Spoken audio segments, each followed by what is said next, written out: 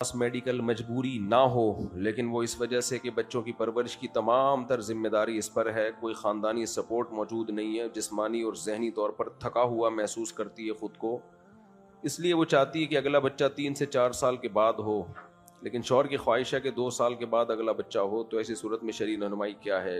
بیوی کو شوہر کی خواہش کے مطابق فیصلہ کرنا ضروری ہے، باہمی رضامندی ضروری ہے۔ دیکھیں، کوئی خاص میڈیکل مجبوری اگر نہیں ہے تو یہ جو ہے نا خود کو تھکا تھکا محسوس، یہ سب کوئی آج کل سب خود کو تھکے تھکے ہی محسوس کر رہے ہیں، یہ تو مرد بھی تھکے تھکے، عورتیں بھی، سبھی دی۔ اس کا حل یہ ہے کہ ایکٹیو ہونا چاہیے انسان کو۔ کوئی بیماری ہے تو ڈاکٹر کو بتائیں کہ کیا کمی ہے آپ کے اندر۔ آج کل تو ٹیسٹ ہوتے ہیں، پتہ چل جاتا ہے۔ ہمارے ایک دوست کی اہلیہ کو ایسے کپاہٹ رہتی تھی، بہت بیمار، کسی ڈاکٹر کو دکھایا، انہوں نے چند وائٹامن دیے فٹ فاٹ، تو اس کو لمبا کھینچنا نہیں چاہیے۔ تو میڈیکل سائنس نے اتنی الحمدللہ ترقی کر لی ہے کہ بہت سے مسئلے 2 منٹ میں حل ہو سکتے ہیں جو ہم لمبا کھینچتے ہیں۔ خاص طور پہ نفسیاتی جو بیماریاں ہوتی ہیں نا، رات کو جن نظر آ رہا ہے، چڑیل نظر آ رہی ہے، یہ ہو رہا ہے، یہ اکثر ڈپریشن کی وجہ سے ہوتا ہے۔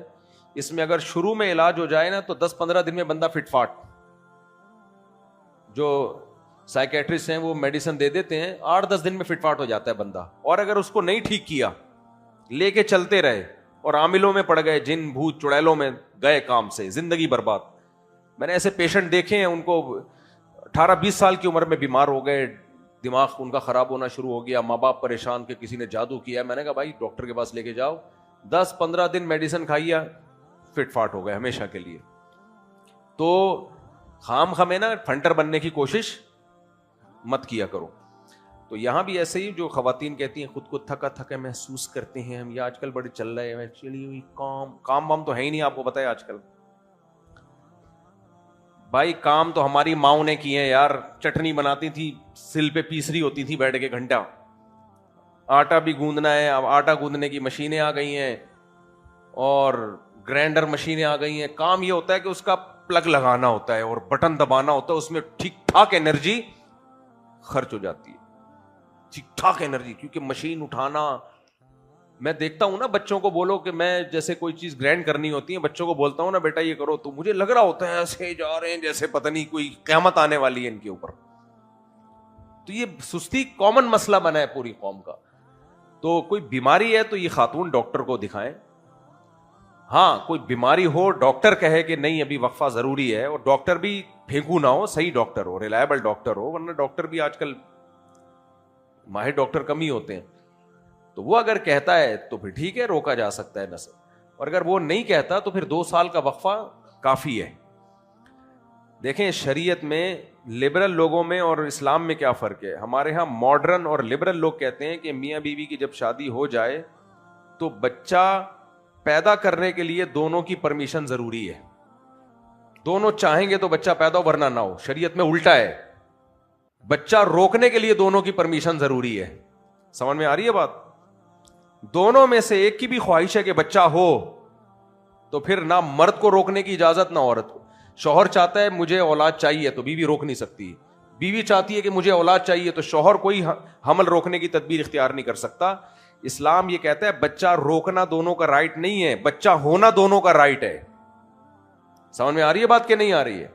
بچہ ہونا دونوں کا رائٹ ہے، لہذا کسی کو بھی یہ رائٹ نہیں ہے کہ وہ عورت کہہ دے کہ میں آپ کو بچہ نہیں دوں گی، نہیں ابھی نہیں، 2 ہو گئے یا تیسرا نہیں دوں گی، نہ یہ عورت نہیں روک سکتی۔ نہ مرد کو یہ رائٹ ہے کہ وہ کہے چونکہ تمہارے 2 ہو گئے، میں اب مجھے خرچے بڑھیں گے میرے اوپر، میں نہیں روک سکتا۔ نہیں، عورت چاہ رہی ہے تو ہوگی اولاد۔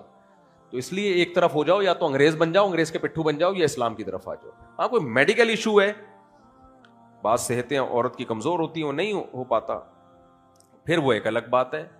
تو اگر میڈیکل ایشو نہیں ہے جو عام طور پہ نہیں ہوتا، اچھا میڈیکل ایشو کھڑے ہوتے ہیں حمل روکنے سے۔ حمل ہونا یا بچہ ہونا تو نیچرل ہے نا، اس سے میڈیکل ایشو تھوڑی کھڑے ہوتے ہیں۔ میڈیکل ایشوز جو کھڑے ہوتے ہیں، جو پیدا ہوتے ہیں، وہ ہوتے ہیں پریگننسی روکنے سے، کیونکہ یہ روکنا آسان کام نہیں ہے۔ میڈیسن لیتی ہیں عورتیں، دوائیں لیتی ہیں، پریگننسی کو گراتی ہیں، اتنے مسائل ہیں اس سے۔ حمل روکنے کی کوئی ایک دوا بھی ایسی نہیں ہے جس کے خطرناک سائیڈ افیکٹ نہ ہو۔ اگر کوئی دوا ہوگی نا جس میں کہیں گے کوئی سائیڈ افیکٹ نہیں ہے، تو اس کا کم سے کم افیکٹ یہ ہوگا کہ بیوی کا موڈ خراب رہے گا جس دن وہ میڈیسن کھائے گی، اور بیگم کا موڈ خراب ہو, آرمی چیف کا موڈ خراب ہو جائے نا, اتنا برا نہیں ہے. آپ کے حکمرانوں کا موڈ خراب ہو جائے, ایس ایچ او کا موڈ خراب ہو جائے, کوئی اتنا بڑا مسئلہ نہیں ہوتا. بیگم کا موڈ خراب ہو, کوئی نہ کوئی گھر میں بہت بڑا مسئلہ کھڑا ہو جاتا ہے انسان, کیونکہ وہ پارسل کرتی ہے. یعنی وہ موڈ خرابی جو ہے نا وہ سب جگہ پھیلے گی. وہ بچے بلا وجہ پٹ رہے ہوتے ہیں, میاں کو بلا وجہ, پھر میاں بھی غصہ آ جائے, تباہی ہے. تو اس لیے چڑچڑا پن جو طبیعت میں پیدا ہوتا ہے, اس کا بہت بڑا دخل کس سے ہے؟ حمل روکنے کی دواؤں سے ہے. چڑچڑی ہو جاتی ہے طبیعت. حکیم محمد سعید صاحب نے ایک واقعہ لکھا تھا. انہوں نے لکھا کہ کسی کا واقعہ سنا ہے اپنی کسی پیشنٹ کا. ان کے گھر میں لڑائیاں رہتی تھیں, پھڈے رہتے تھے. تو کیا ہوا ہے کہ انہوں نے مشورہ دیا کہ بھائی اولاد پیدا کرو. تو کہتے ہیں جیسے ہی عورت کو پریگننسی ہوئی ہے نا, پھڈے ختم, کیونکہ اس کا موڈ ٹھیک ہو گیا. وقتی طور پہ بیماریاں تو ہوتی ہیں پریگننسی میں, لیکن وہ نیچرل ہیں, وہ حمل کا حصہ ہیں. لیکن حمل روکنے سے جو مسائل پیدا ہوتے ہیں وہ حمل سے نہیں ہوتے. ہاں, ہر سال ہی بچہ پیدا ہو رہا ہے, اس کے لیے بیچاری کے لیے سنبھالنا مشکل ہو گیا ہے, یا صحت برباد ہوتی جا رہی ہے. بعض عورتوں کو صحیح خوراک نہیں مل رہی ہوتی, سارا فوکس مرد نے بچہ پیدا کرنے پر لگایا ہوتا ہے. کیونکہ بچہ جب بنتا ہے, عورت کو کیلشیم, خاص طور پہ جب وہ دودھ پلا رہی ہوتی ہے, آئرن کیلشیم کی کمی ہوتی ہے. تو وہ غذائیں جن میں کیلشیم اور آئرن ہو, وہ اس کو انڈے منڈے کھانے پڑتے ہیں اس کو. اب آپ نے اس کو کدو کھلا رہے ہو, اس کو صرف جو ہے آپ نے ابلی ہوئی سبزیوں پہ ٹرکائی, کھلا ہی نہیں رہے اس کو, اور میرا بیان سنا ہوا ہے کہ بچے زیادہ پیدا کرنے چاہیے, تو وہ پھر ظلم ہو جائے گا. اور یہ بھی یاد رکھو, جب بچہ ماں کے پیٹ میں ہوتا ہے نا اور عورت کمزور ہو, تو بچہ کمزور نہیں پیدا ہوتا, بچہ پورا صحیح پراپر ہو, وہ ساری طاقت ماں کی کھینچ لیتا ہے. سمجھ میں آ رہی ہے بات؟ یعنی ماں میں اگر کسی چیز کی کمی ہوگی نا, تو اکثر بچے میں نہیں آتی وہ کمی. بچہ اپنے آپ کو, جیسے انڈا جو پیدا ہوتا ہے نا, مرغی جب انڈا دیتی ہے, تو ماہرین کہتے ہیں انڈا اس وقت تک نہیں بنے گا جب تک انڈے کے اجزاء مکمل نہیں ہو جائیں گے. بھائی ہر انڈے میں ایک خاص مقدار میں آئرن ہوتا ہے, میگنیشیم, پوٹاسیم, جو سارے اس کے اجزاء ہیں, زنک ونک, جب تک وہ کمپلیٹ نہیں ہوں گے انڈا مارکیٹ میں نہیں آئے گا. اب ہوگا یہ کہ مرغی کا بیڑا غرق ہو جائے گا, کیونکہ مرغی جتنی اس کے اندر جو منرلز وغیرہ تھے وہ سارے اس نے پارسل کر دیے انڈے میں, کیونکہ انڈا بنے گا نہیں اس وقت تک. تبھی آپ مرغیوں کی خوراک صحیح نہ ہونا, تو جو مرغی انڈا دیتی ہیں ان مرغیوں کا بیڑا غرق ہوتا ہے, انڈے کا بیڑا غرق نہیں ہوتا. انڈا پراپر نکل کے آئے گا مارکیٹ میں. مرغی کا آپ دیکھ لینا, بال جھڑ گئے, بیڑا ہی غرق. تو اس مرغی کو کھلانا پڑتا ہے جو انڈا دے رہی ہے. سمجھ میں آ رہی ہے بات کہ نہیں آ رہی؟ کنجوس لوگ نہیں کھلاتے. میں نے مرغیاں پالی ہیں. ایک دفعہ ہمارے ایک دوست کے گھر میں گیا, انہوں نے مرغی خریدنی تھی مجھے, ایسا حال رکھا ہوا تھا مرغیوں کا. میں نے کہا ان کو کھلاؤ تو صحیح, جو گھر کا تھوڑا بہت بچا ہوا ہوتا ڈال دیتے. کہتے ہیں یار پھر انڈا مہنگا پڑتا ہے. میں نے کہا میرے بھائی مر جائے گی یہ, جانور پہ بھی ظلم کرنے کا گناہ ملتا ہے. تو ایسا ہی جب پیٹ میں عورت کی پریگننسی ہوتی ہے, بچہ ہوتا ہے نا, تو بچہ جب تک مارکیٹ میں نہیں آتا, جب تک اس کے وہ کمپلیٹ نہیں ہو جاتا, تو بیڑا کس کا غرق کر دیتا ہے وہ, ماں کو خوراک صحیح نہیں مل رہی ہے تو وہ ماں کو چوس لیتا ہے. تبھی پھر بچہ پیدا ہونے کے بعد پھر خواتین میں ہڈیوں کے مسائل, کمر کے مسائل, بال گر گئے سارے, اور چہرے کی رونق ختم ہو گئی. ہے وہ ہیں جن کے میاں کیا ہیں, کنجوس. نہیں آ رہی سمجھ بات؟ جن کے میاں کیا ہیں, کنجوس قسم کے میاں ہیں. تو یہ ان کے ساتھ ایسا ہوتا ہے. تو اس لیے اچھی خوراک گھر والوں کو کھلایا کرو. اچھی کا مطلب کھجور, گوشت, کھجور, انڈے, 3 چیزوں کو فوکس کرو. گوشت کے پیسے نہیں ہیں تو انڈا. انڈا سب سے اچھا, ماہرین کہتے ہیں پروٹین کس میں ہے. جن کو گوشت نہیں ملتا نا, غریب ہے, نہیں کوئی بات نہیں, انڈا گوشت سے بھی زیادہ اچھی چیز ہے.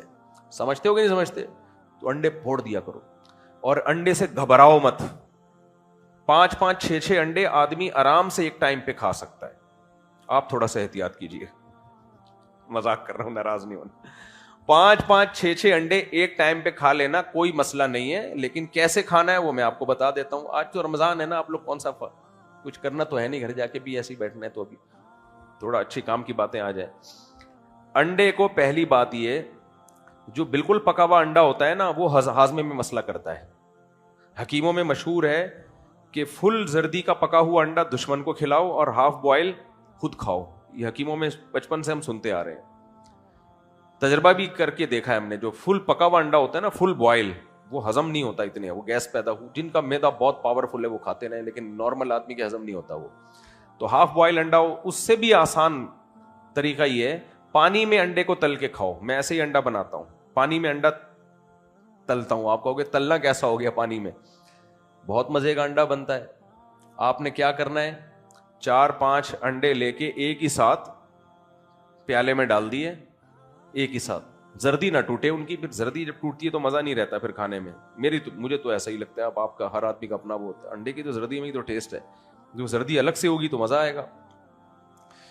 تو آپ نے کیا کیا, پانی کو فرائی پین میں پانی ڈال دیا. اس جب وہ پانی کھولنے لگے, یعنی ہلکا پانی ہو, زیادہ نہ ہو, تو وہ پیالہ آپ نے اس میں پلٹ دیا. چاہیں تو ہلکا سا نمک ڈال دیں اس پانی میں, ہلکا سا, زیادہ نمک شمک نہ ڈالے کریں. تو وہ پانی میں ہی وہ نمک بھی, پکا ہوا نمک کم نقصان دے, کچا نمک زیادہ نقصان دیتا ہے. جو بلڈ پریشر کے مریض ہیں, کچا نمک کھا کے ایک دم بی پی شوٹ کرتا ہے ان کا. پکے ہوئے نمک سے اتنی جلدی اثر نہیں ہوتا, تو نمک کو پکا لیا کریں. تو آپ نے کیا کیا, پانی فرائی پین میں تھوڑا سا پانی, جتنا آئل ڈالتے ہیں, وہ جب اچھی طرح گرم ہو گیا تو وہ 5 انڈے یا 4 انڈے یا 3 انڈے حسب توفیق آپ نے اس میں ڈال دیے. اور اب امن اور شانتی کے ساتھ بیٹھ جاؤ, جلد بازی نہیں کرو. کھڑے ہو کے دیکھو نہیں یہ پک کیوں نہیں رہا, کیونکہ وہ دیر لگائے گا, تیل میں فوراً پک جاتا ہے. کیونکہ اس نسخے میں یہی ہے کہ انسان کو ٹینشن شروع ہو جاتی ہے, پکنا کیوں نہیں پک رہا. پھر وہ جا کے کیا کرے گا, چمچ سے نا اس کو ہلانا شروع کر دے گا, پلٹنا شروع کر دے گا, اس سے زردی ٹوٹ جائے گی, وہ انڈے کا مزہ خراب ہو جائے گا. تو آرام سے بیٹھ جاؤ بس. تو ٹائم لگے گا اس کو پکنے میں, ہوتے ہوتے جب پانی خشک ہو جائے گا تو بس انڈا تیار ہے. وہ آپ انڈا کھا لو اپنے خرچے پہ, تو اس سے یہ ہوگا کہ وہ دیکھنا ہضم بھی ہوگا, کوئی طبیعت پہ بوجھ بھی نہیں ہوگا. اور روٹی کم کھاؤ نا, یہ زیادہ کھا لو, روٹی میں بھی تو پیسے خرچ ہوتے ہیں. انڈا سستی ترین پروٹین کی ایک سورس ہے, تو اس لیے غریبوں کے لیے بہترین چیز ہے انڈا.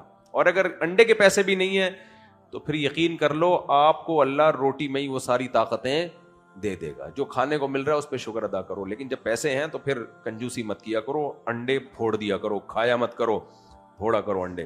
تو اس سے بہت زبردست چیز ہے انڈے. اور دیسی انڈا میں نے تجربہ کر کے دیکھا ہے زیادہ اچھا ہضم ہوتا ہے. ہو سکتا ہے ڈاکٹر کو اس پہ اختلاف ہو, لیکن میں نے دیکھا ہے کہ دیسی انڈا طبیعت پہ کم بوجھ بنتا ہے بنسبت یہ جو فارمی انڈا ہے. اب ڈاکٹر جانے آپ جانو, لیکن میرا اپنا تجربہ یہی ہے کہ وہ انڈا یہ جو دیسی ہے نا, اور دیسی بھی ہماری مرغیوں والا دیسی, جو لوفری کرتی ہیں, گھومتی ہیں, پھرتی ہیں, دھوپ میں کیڑے مکوڑے کھاتی ہیں. میں نے ایسی 40-50 مرغیاں پالی ہوئی ہیں. ابھی ہوا کیا تھا دیکھو, میری ساری مرغیاں مر گئی تھیں 3-4 سال پہلے, وبا آئی تھی نا, اور کوتاہی بھی تھی اس میں. تو اس کے بعد 2-3 بچی اور ایک مرغا بچہ, پھر اسی سے نسل بڑھی, پھر 50-60 ہو گئی. لیکن اس میں آدھے مرغے آدھی مرغیاں.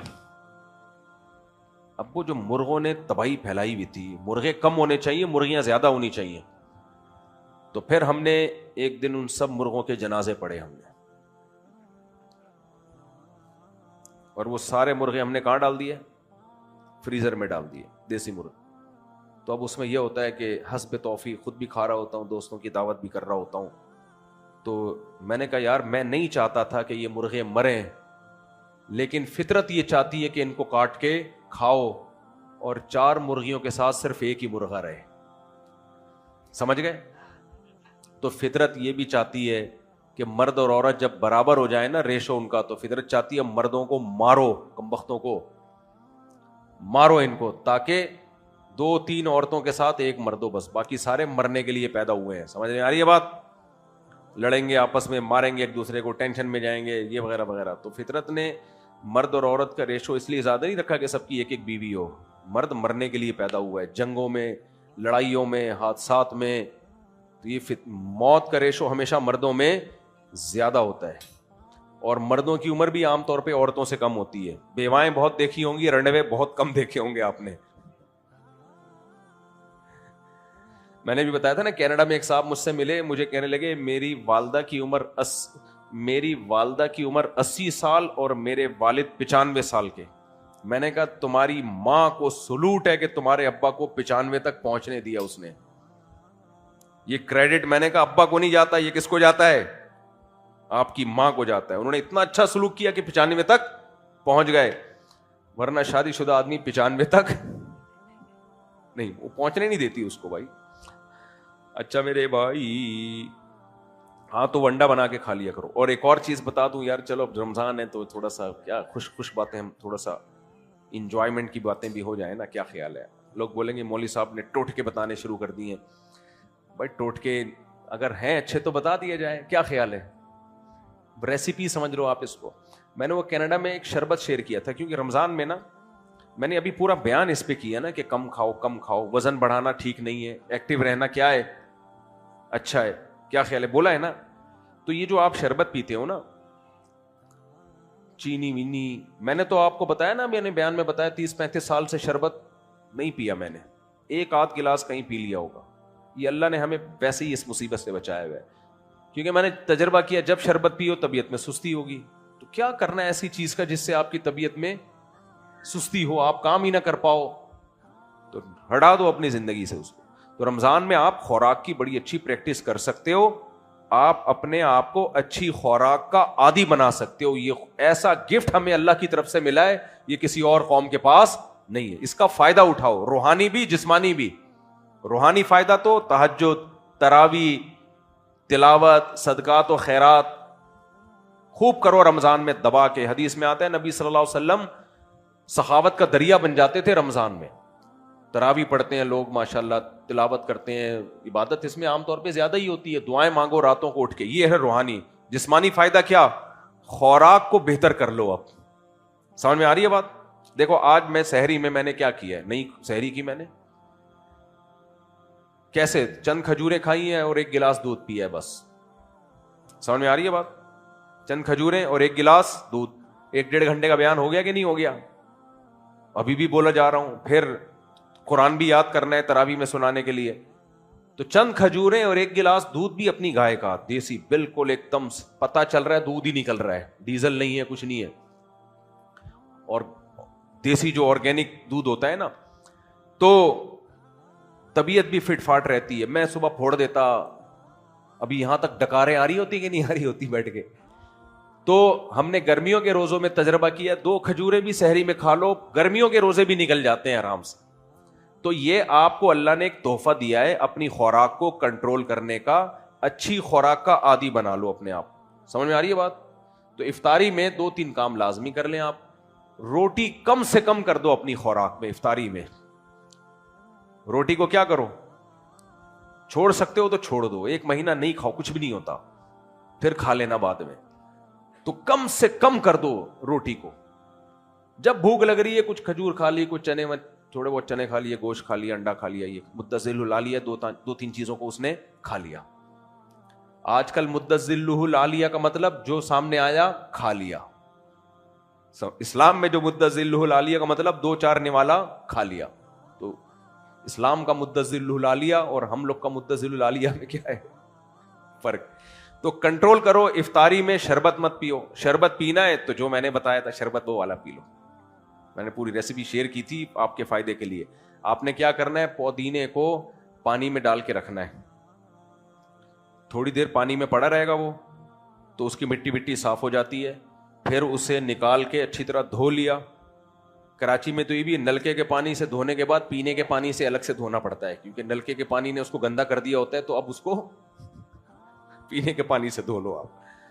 پنجاب کو مجھے نہیں پتا. تو یہاں آپ نے دھونے کے بعد اس کے پتے نکال کے, یا پتے پہلے نکال لو, نکالنے کے بعد آپ نے کیا کیا, ہلکا سا پانی ڈال کے اس کو وہ جو گرینڈ کر لو اس کو. سمجھ میں آ رہی ہے بات؟ اچھا, گرینڈ کرنے سے پہلے اس میں 2-3 لیمو بھی ڈال دو, یا 1 لیمو, یا جو بھی آپ کو, وہ تجربہ ہو جائے گا کہ آپ کتنا افورڈ کر سکتے ہو, وہ آپ کو خود تجربہ ہو جائے. پھر لیمو میں فرق ہوتا ہے, کچھ لیمو بڑے کڑوے ہوتے ہیں, کچھ نہیں ہوتے, کچھ میں ترشی زیادہ, کچھ میں کم, وہ آپ کو خود اندازہ ہو جائے گا. تو وہ آپ نے چھلکوں سمیت اس میں بیج نکال لو, چھلکوں سمیت گرینڈ کرنا ہے. اس میں چھلکے نہیں نکالنے. اس میں لیمن کا چھلکا بہت ہی کوئی خاندانی چیز ہے, تھوڑی خاندانی ہوتی میں نہیں بتاتا آپ کو, میں نے تجربہ کیا ہے, بہت ہی کوئی خاندانی چیز ہے لیمن کا چھلکا. تجربہ کے اندر باڈی بہت ایکٹیو ہو جاتی ہے.